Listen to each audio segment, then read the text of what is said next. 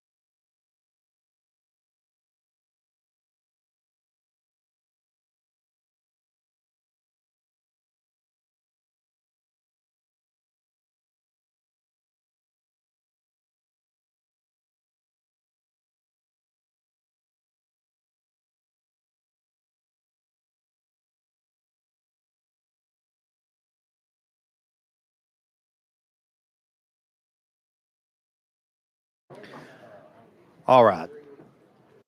Members and those in the audience, thank you all. We appreciate your patience. I think we are ready to proceed. Leader Lambert is making his way down. So at this time, if you would like to get a copy of the schedule, you can make your way down to him and we'll take just a minute. He's never been so popular.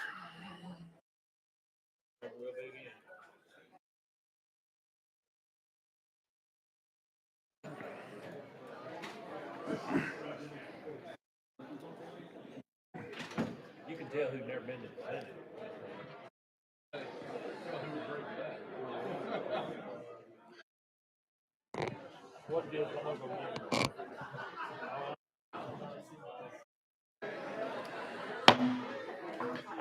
All right.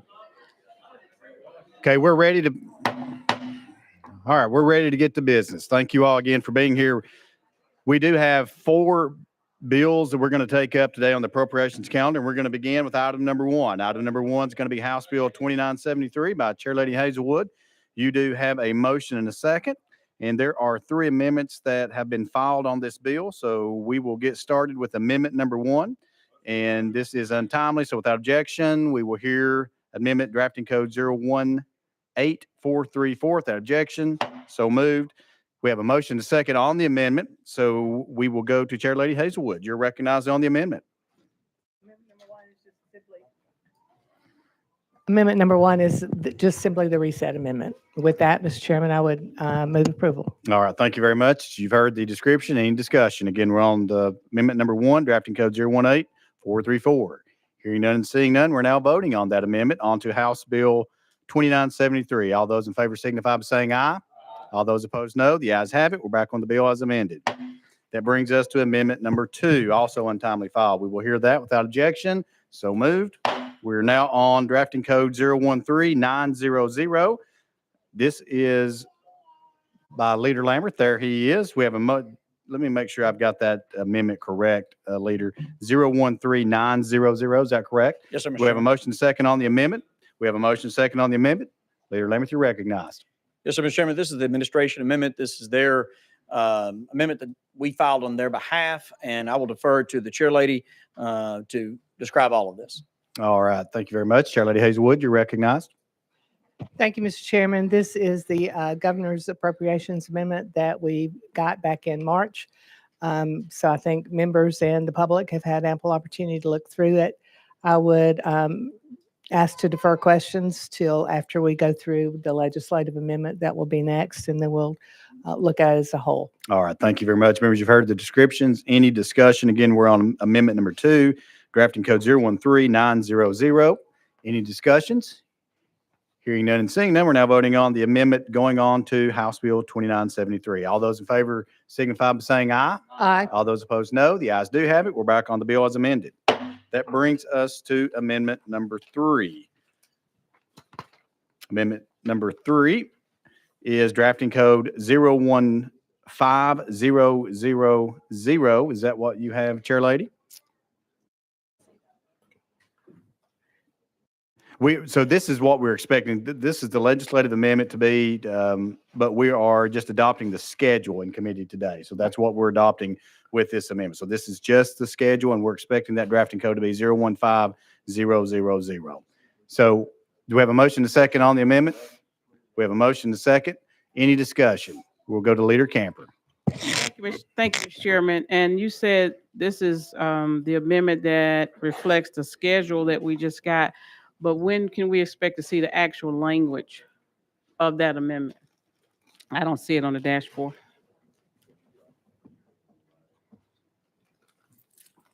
Okay. The schedule is all in my past history. The schedule is the only thing that we will actually adopt in committee. The language, let me get a direct answer.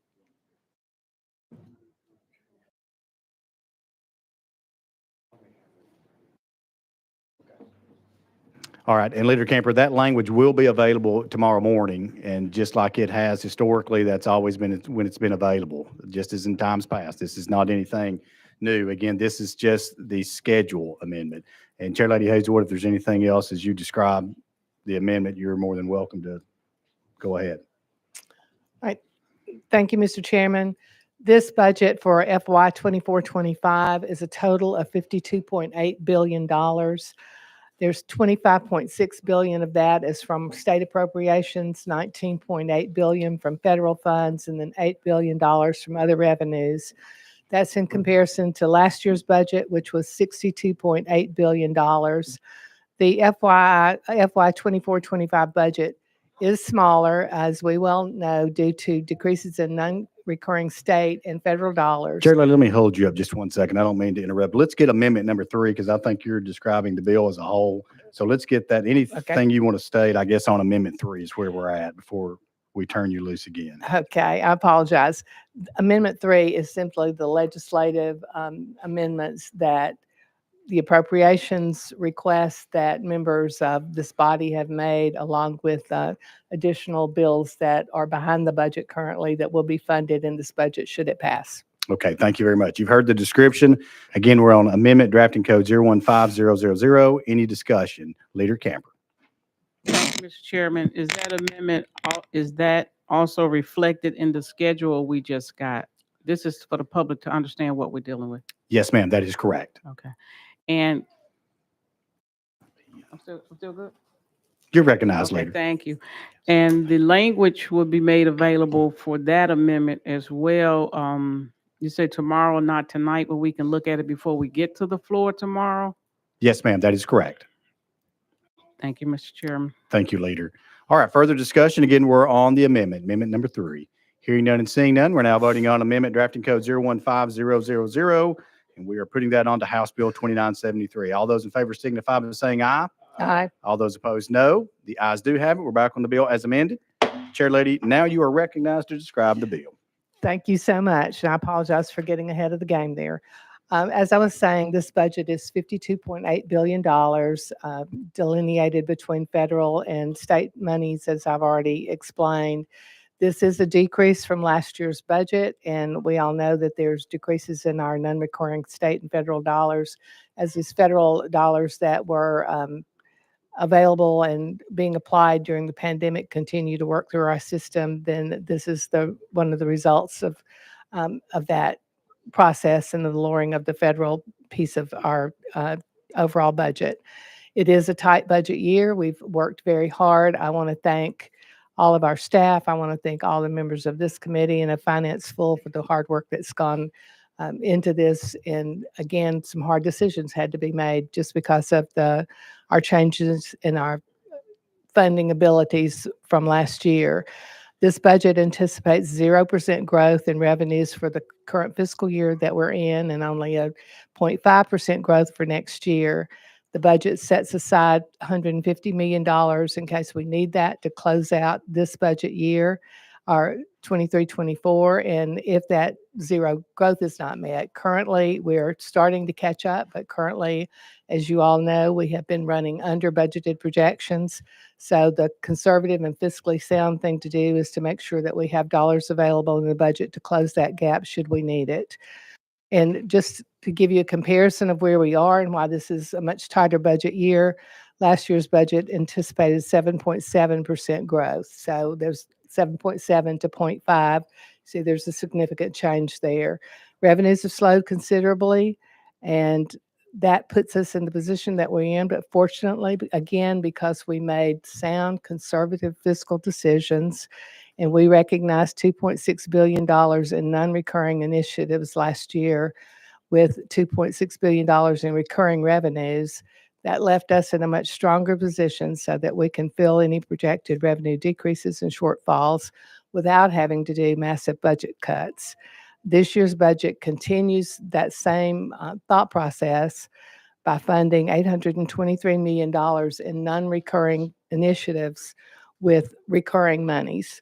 The last two budgets have benefited greatly, and our taxpayers and our citizens have benefited greatly from the historically high earnings from treasurers' investments, and have used those earnings to, again, shore up some of these shortfalls.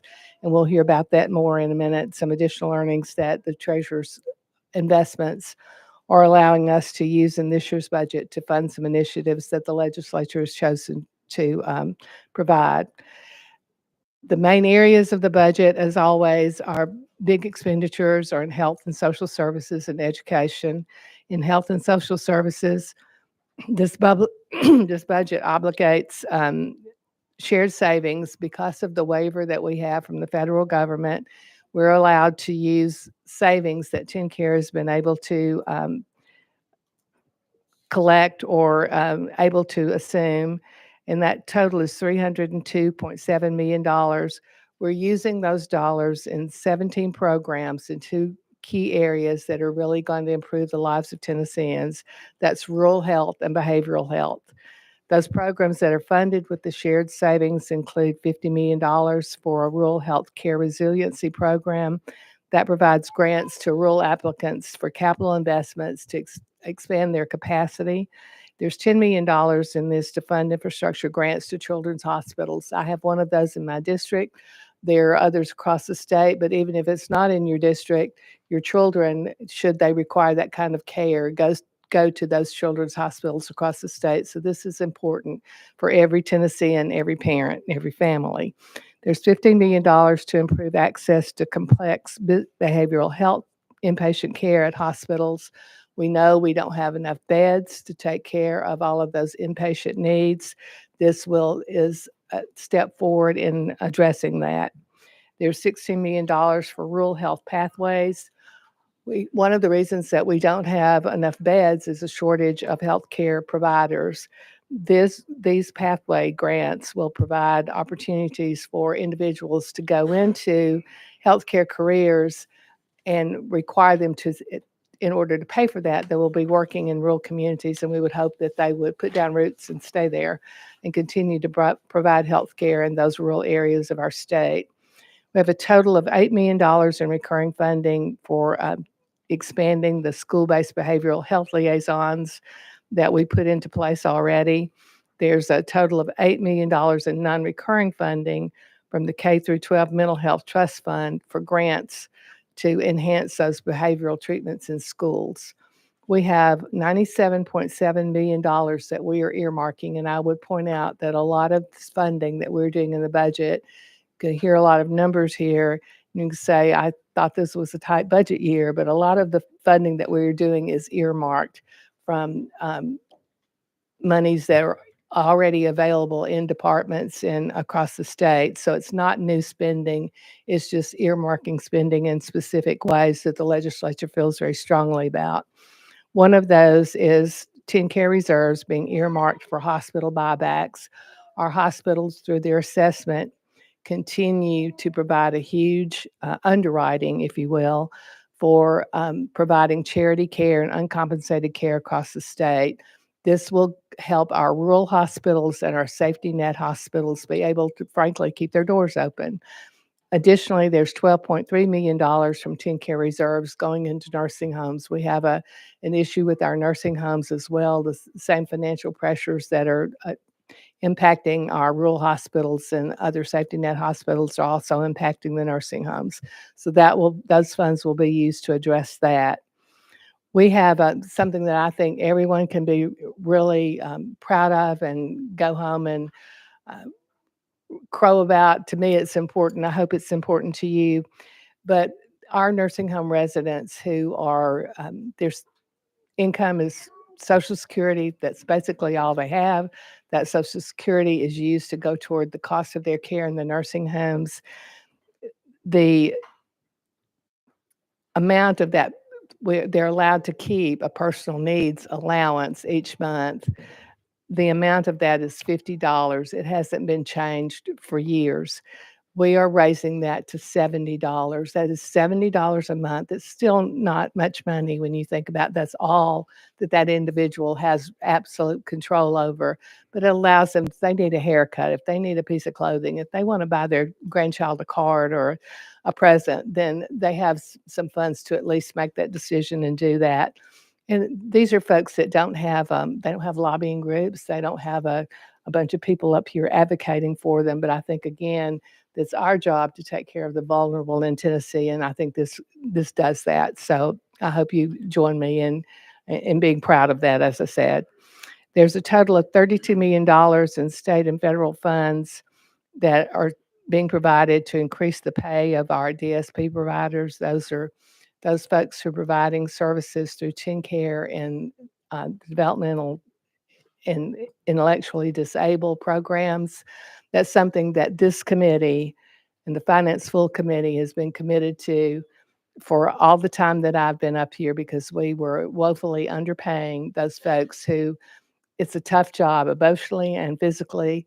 And this is, again, something that I think that we can be proud of making sure that Tennessee's most vulnerable, those folks who are developmentally and intellectually disabled, who need these kinds of services, that we are at least trying to compensate somewhat fairly for that care. There's $15 million in non-recurring funds for the Child Care Improvement Fund.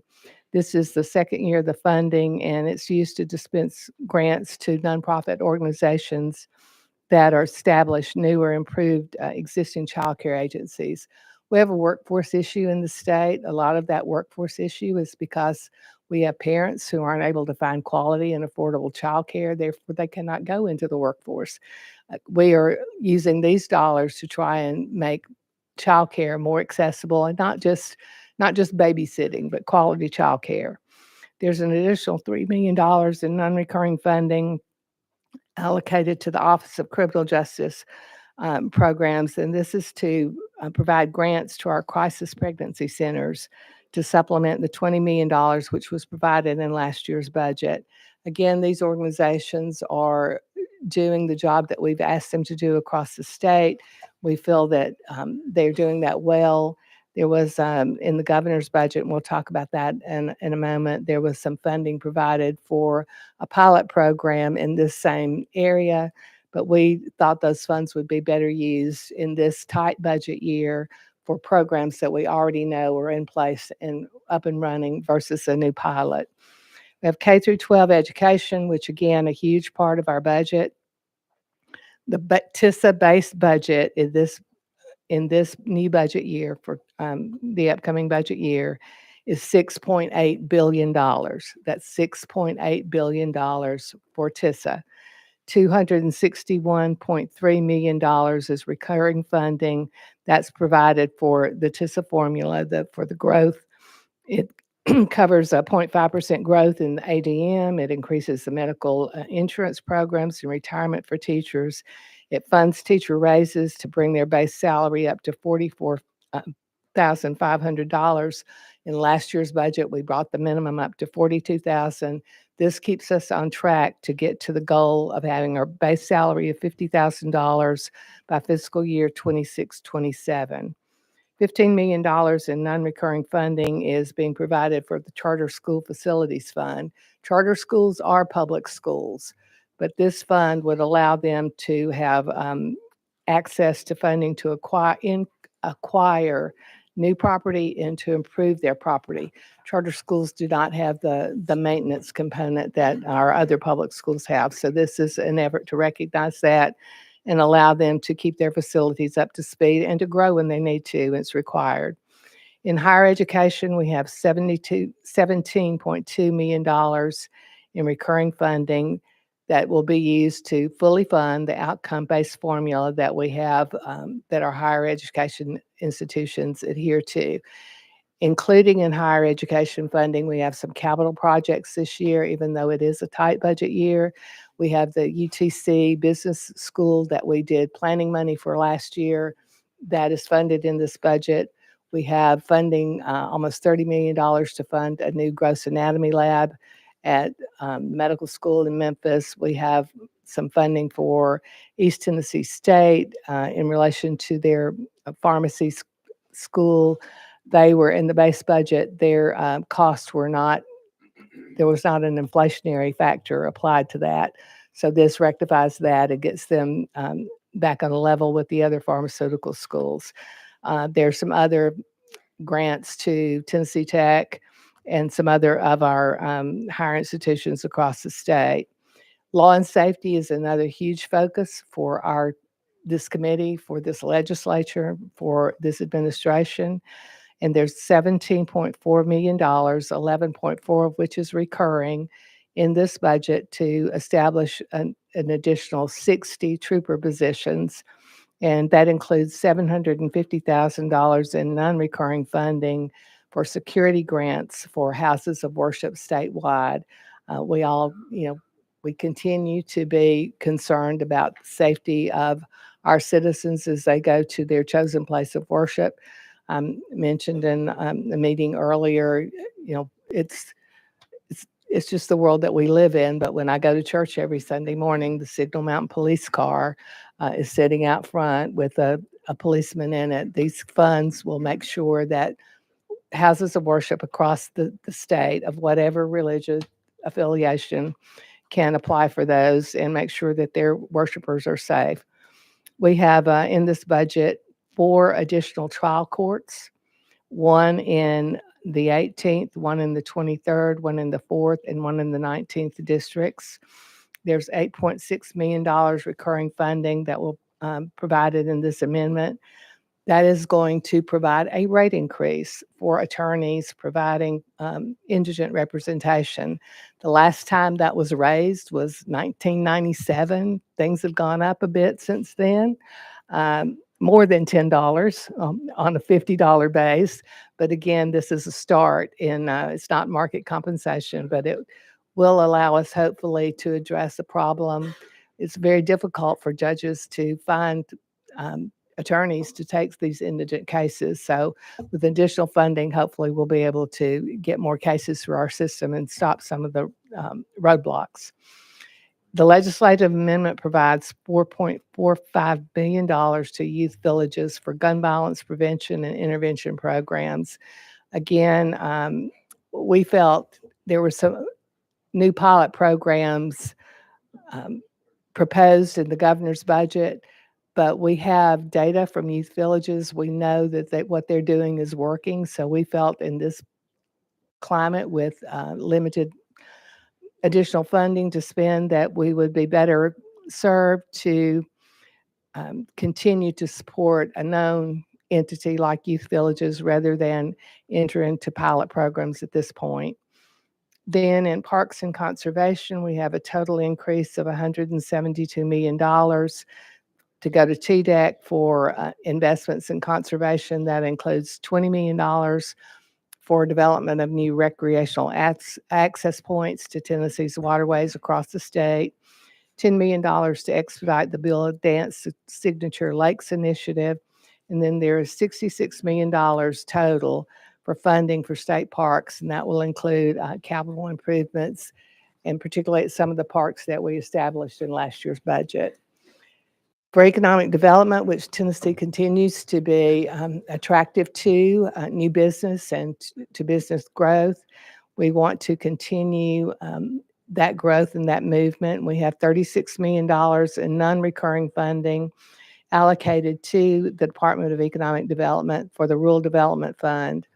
This fund is used to help our distressed counties. We have fewer distressed counties on our list at this point than we've ever had in the past, but we still have counties that are there. We still have counties in the state who have not reaped the benefits that the rest of the state has seen in terms of growth. So these grants will provide for site development so that rural counties can have a shovel-ready site to show to business prospects. It'll allow them to do some community asset improvements, to market their communities, and there are also opportunities for downtown revitalization grants. There's $10 million in non-recurring funding for the SBIR Matching Funds Grant Program for Lodge, Tennessee. Again, I think this is something that you all, if you hear from your constituents like I hear from mine, SBIR has a huge impact on our entrepreneurial community and our smaller businesses. SBIR funds bring down federal matching funds. These are available to our small businesses. They've helped many businesses get off the ground, but also not just get off the ground, but help them move from one level to the next and grow our own in terms of our employees and jobs in the state of Tennessee. We always have more validated requests for SBIR funding.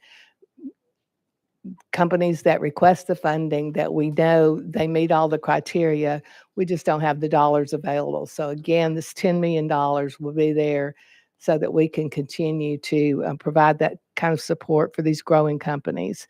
There's $5 million in non-recurring funding that's being provided for a Haywood County road grant.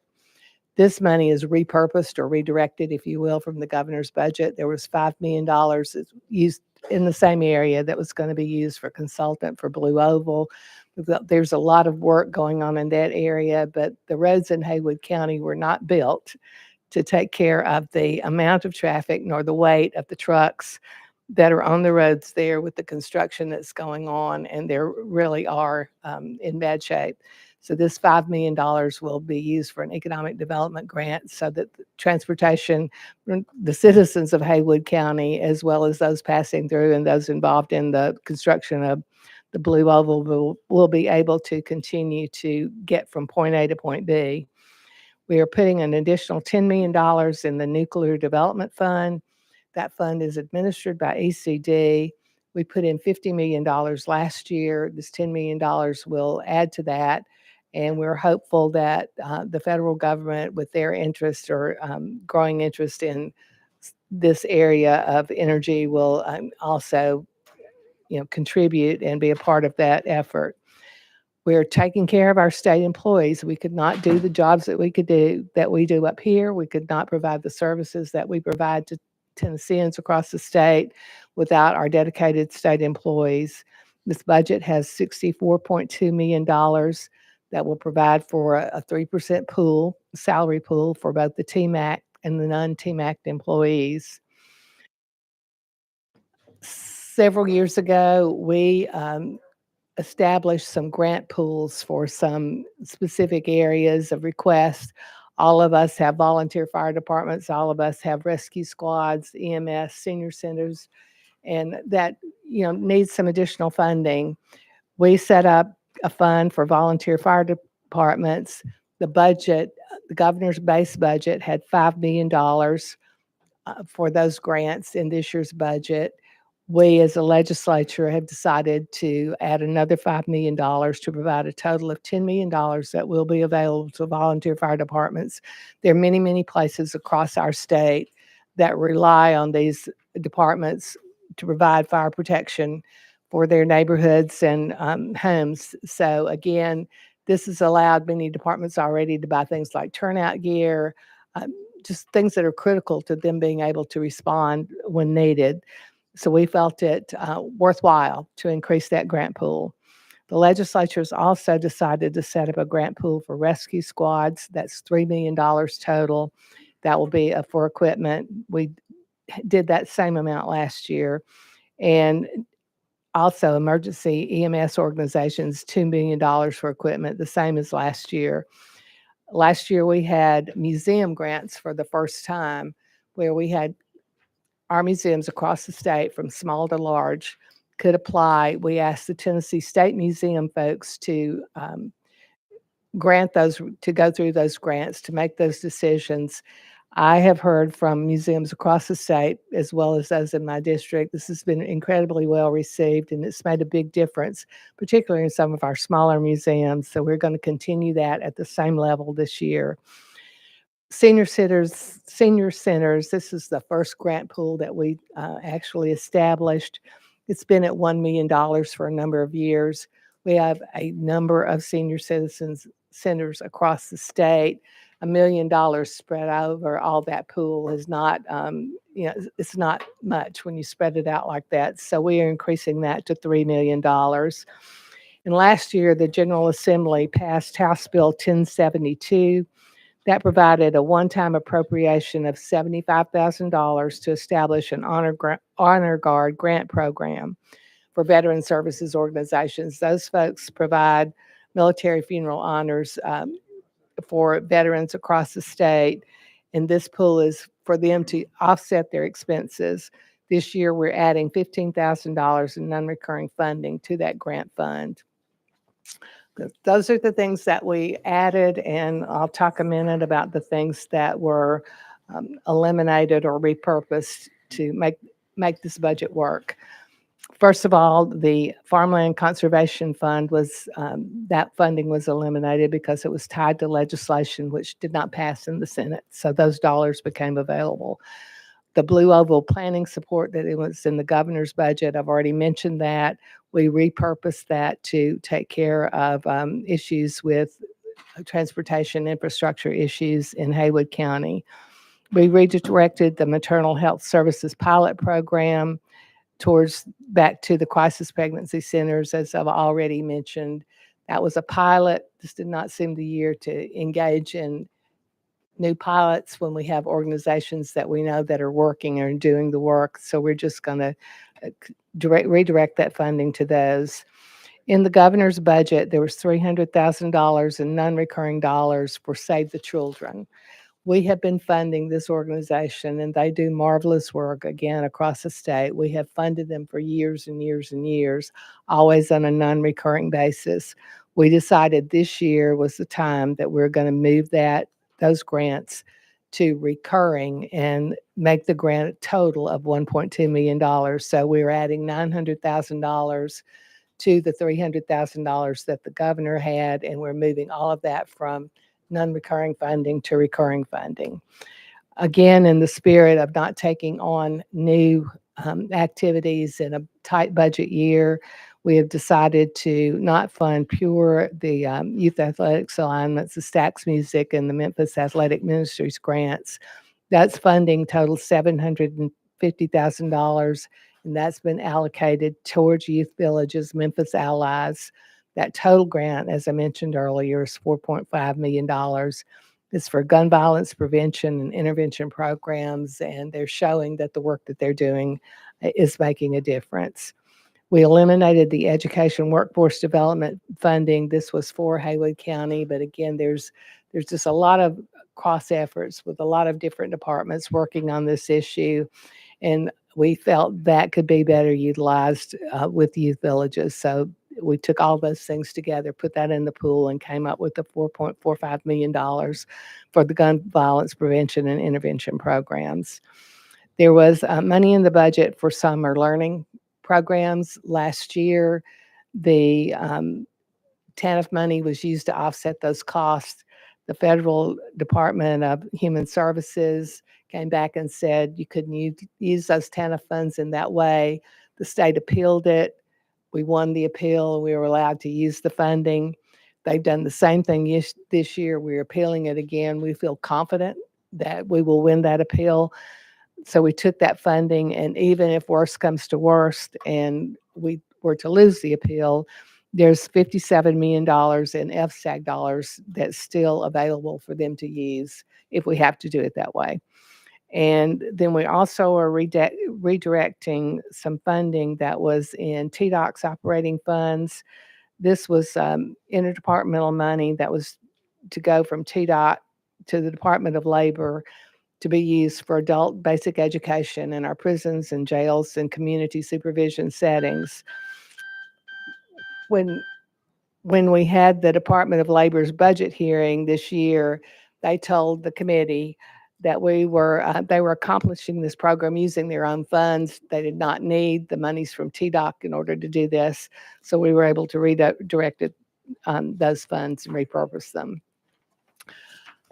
The treasurer's earnings, I've already talked about the fact that those earnings, a lot of which came on interest earned from the federal dollars that are allocated but not yet spent on multiple projects in the state, have allowed us to close a lot of gaps in both the current budget and the proposed budget.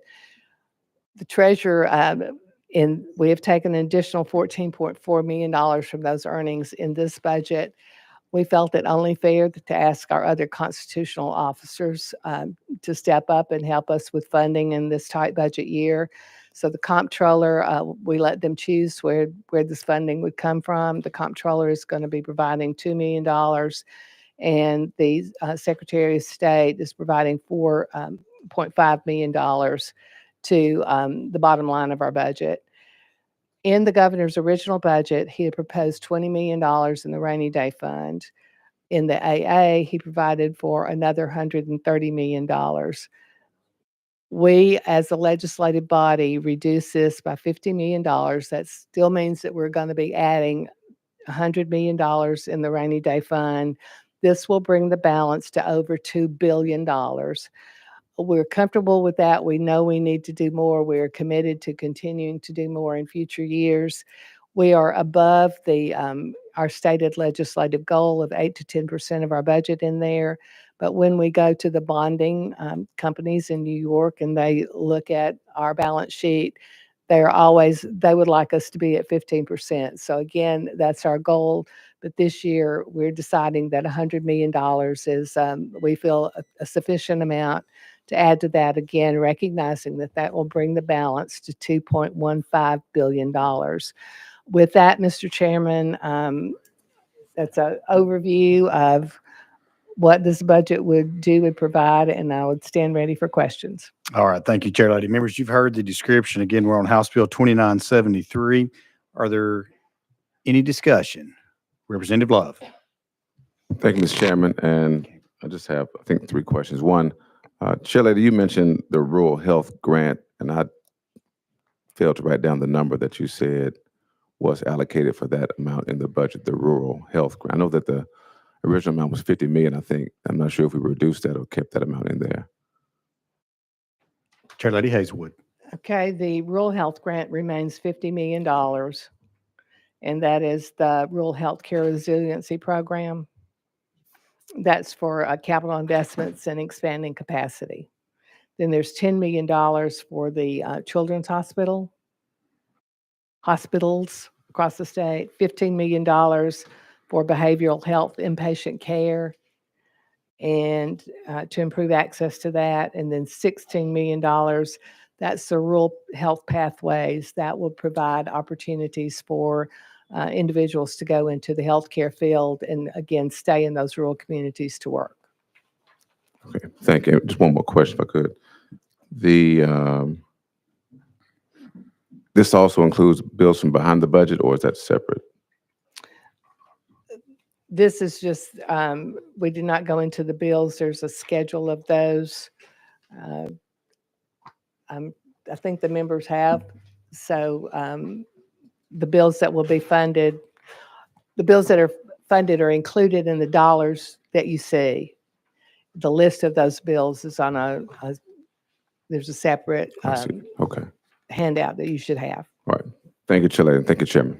Thank you, Representative Love. Chairman Hawk. Thank you, Mr. Chairman. As Leader Love brings that up, it's a good time to point out the $300 million in shared savings that we recognize from TennCare. Largely, many of those dollars are going toward these rural health initiatives, the behavioral health initiatives, the children's hospital initiatives that we're able to add are largely coming from this shared savings. So I think it's important that Chair Lady mentioned that early on in her discussions, and just to reiterate that, in addition to some of the other things that we had started last year. All these being pilot programs, but done with the shared savings from TennCare. Thank you, Chairman. Thank you, members. Thank you, Chairman Hawk. Chair Lady Hazelwood, comments? No. All right. Other questions? Leader Camper.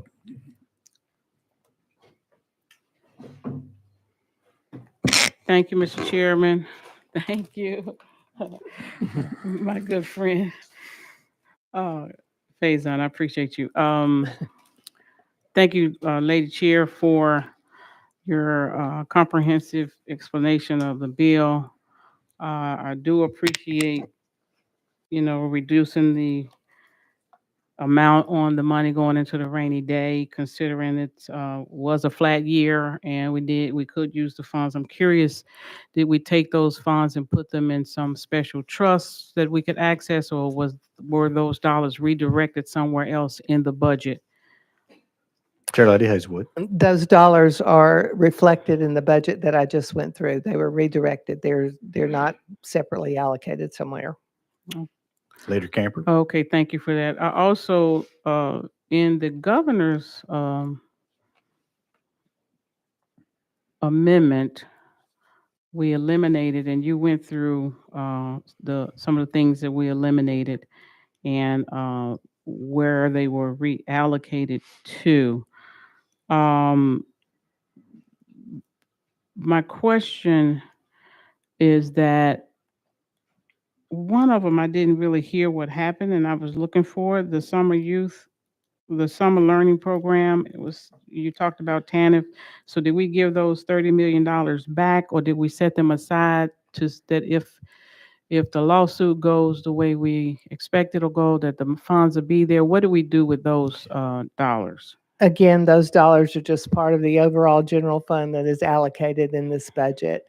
And should the appeal, should we not win on the appeal, there are dollars in FSAG that can be allocated back to fill this gap. Summer learning programs are not in jeopardy. I want to make that perfectly clear. We are committed to, and we will have summer learning programs in our state. Leader Camper. Okay, thank you. And I understand, eliminating some of the programs that the governor had proposed to fund. I'm concerned about that because of the work that these organizations are doing that is vastly different than what youth villages do. And I get, sending the money to youth villages. They're doing great work, no question about it.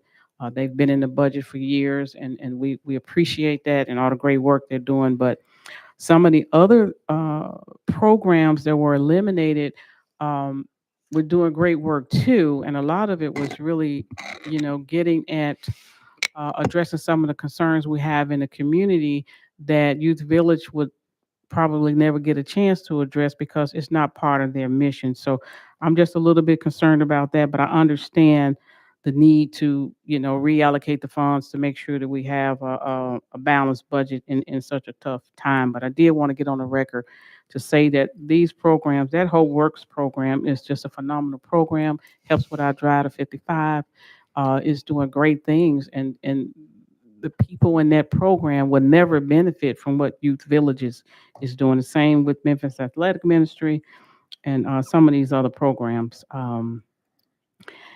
Madam Chair, Might I oh, yes, ma'am. Yep, Chair Lady Yes, ma'am. Hazelwood, I'm you're sorry. Yeah. recognized. Yeah, I'd like to respond to that. This is no reflection on the quality or veracity of these programs. It's simply, it's a resource issue.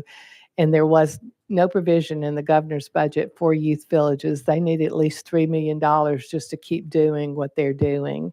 So we have given them a little bit extra to make sure that they can cover inflationary costs, and if there's some programs that they can expand without that. But we just thought it was critically important because of what they do address, the gun violence issue. We just really thought it was, a priority to keep them up and running. And so we had, in order to do that, those were the reallocations that we made.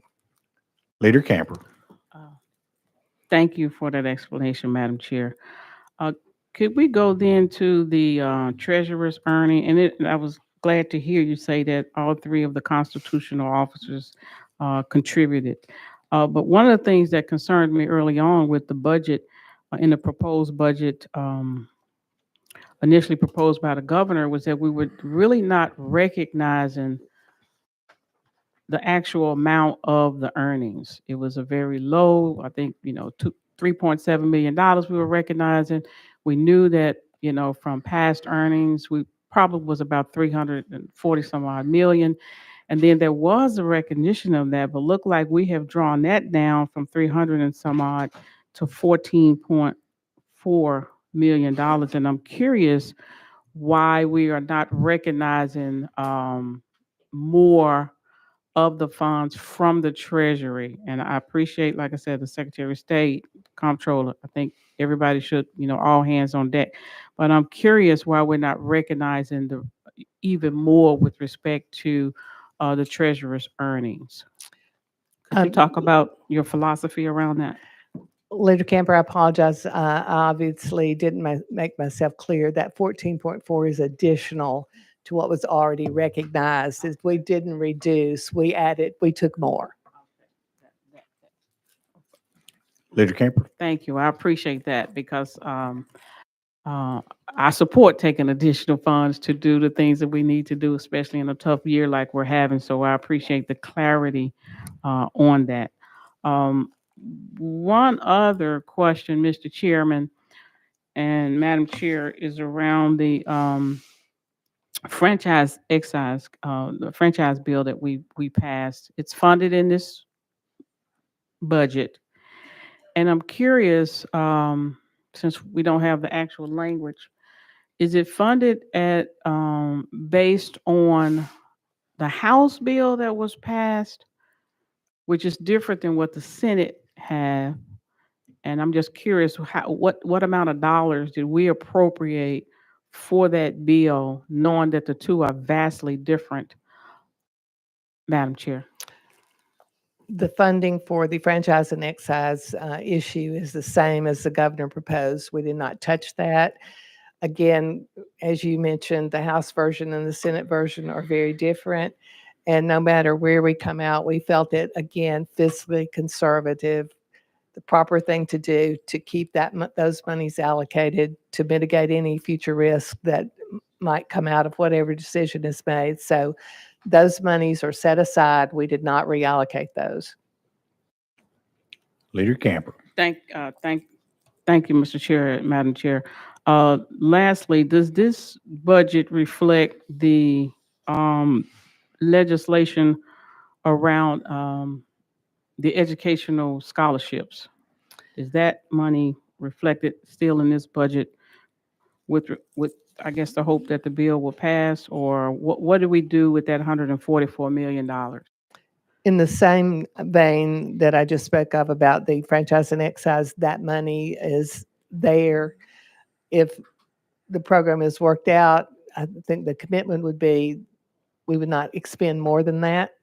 If for some reason it doesn't work out, then again, those dollars will still be set aside and they'll be there to be used next year or to be used for closeout budgets or, whatever else might be appropriate. But we are not spending those dollars. This budget does not touch those dollars, nor does it touch the franchise and excise dollars that were originally proposed.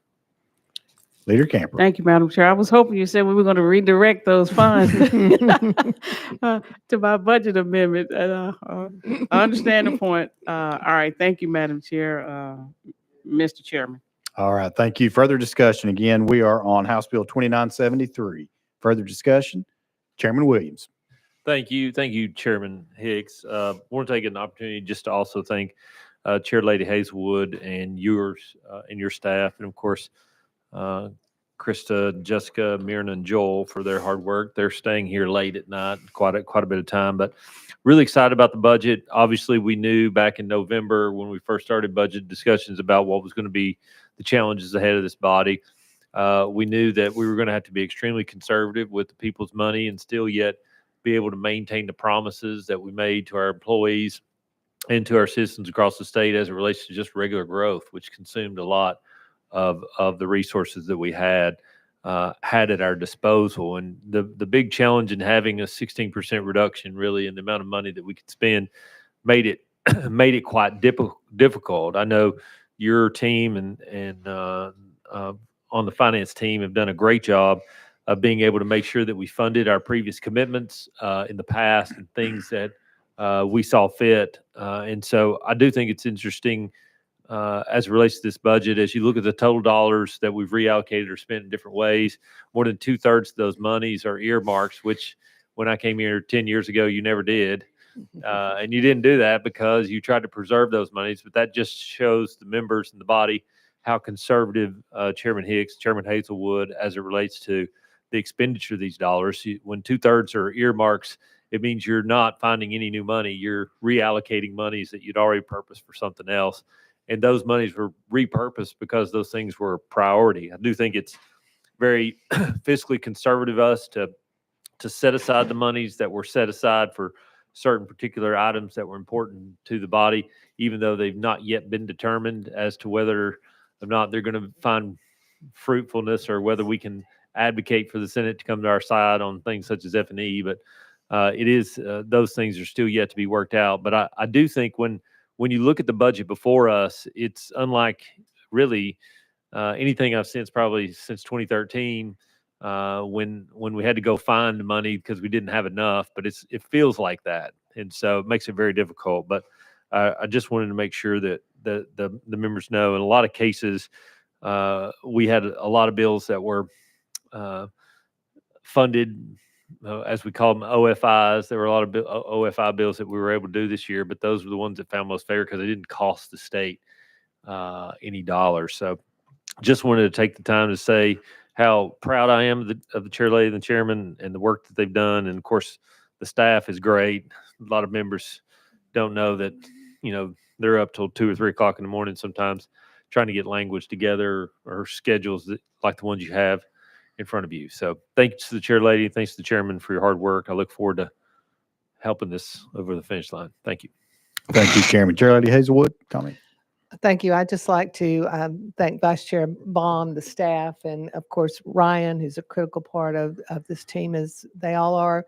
But to this Finance Subcommittee, to the Finance Full Committee as a whole, it's been a long, hard slog, but we've gotten there, and it's, we've had to make some hard decisions. And we've done that, and I think we've come out in a place that will still allow Tennessee state government to provide for the needs of its citizens, to take care of the things that are important to each of us and to our constituents back home, and to do so in a fiscally responsible way. We have not spent money that we don't have. We've not promised money that we're not sure we're going to get. We continue to be very conservative in our spending, and as we have done in all years past. So I want to take this opportunity. We'll, I'm sure, have a chance to do it again as committees close down, and hopefully we will actually close down at some point, but and go home. But really, my kudos to all of you, and for just working our way through this. And I have an idea that where we can save some more money, and that is if we could cut off this cold air for just a little while. It would reduce our energy bill, and it would allow me to stop shivering as I sit here. Mr. Chairman. All right, Chair Lady. Thank you very much. All right, further discussion. Again, we're on House Bill 2973. Hearing none and seeing none. We're now voting on House Bill 29. Chairman Faison, the budget has already been drafted. I don't know. All right, we're now voting on House Bill 2973, moving on to full finance. All those in favor signify by saying aye. Aye. All those opposed, no. The ayes do have it. House Bill 2973 moves to full finance. All right, that brings us to item number 2 on our calendar. Item number 2 on our calendar is going to be House Bill 2971 by Chair Lady Hazelwood. You have a motion to second. You are recognized on the bill. Thank you, Mr. Chairman. This is the budget implementation bill. It simply makes the statutory changes that we need to implement the budget. With that, I would move approval. All right, thank you, Chair Lady. Members, you've heard the description. Any discussion? Question's been called. Any objection? Call on the question. Hearing none and seeing none, we're now voting on House Bill 2971, moving on to full finance. All those in favor signify by saying aye. All those opposed, no. The ayes do have it. House Bill 2971 moves to full finance. Brings us to item number 3 on our calendars. Going to be House Bill 2972 by Chair Lady Hazelwood. You have a motion and a second. Chair Lady, you also have an amendment. It has been untimely filed. So any objection to hearing the untimely filed? Hearing none, seeing none, without objection. We are back on the amendment, drafting code 014000. That is by Leader Lamberth, actually. You have a motion to second, Leader, on the amendment, and you are recognized, sir. Yes, sir, Mr. Chairman. I stepped out for a moment. This is the bond bill, and this just adjusts those bonds amounts based on what we have allowed in the past. All right. Thank you very much, members. You've heard the description and discussion. Hearing none and seeing none, we're now voting on the amendment drafting code 014000 to House Bill 2972. All those in favor signify by saying aye. Aye. All those opposed, no. The ayes do have it. We're back on the bill as amended.